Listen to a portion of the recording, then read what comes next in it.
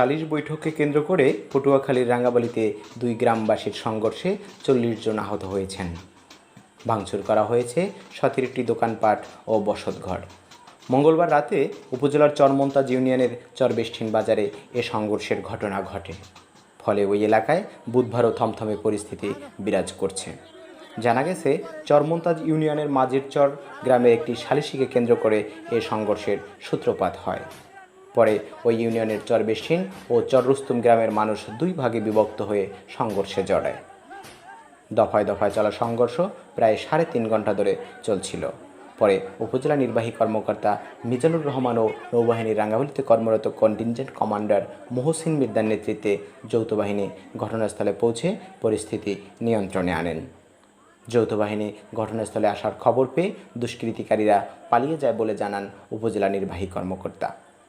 এদিকে রাঙ্গাবালি থানার ভারপ্রাপ্ত কর্মকর্তা ওসি হেলাল উদ্দিন জানান, এ ঘটনায় এখন পর্যন্ত কেউ কোনো অভিযোগ কিংবা মামলা করেননি।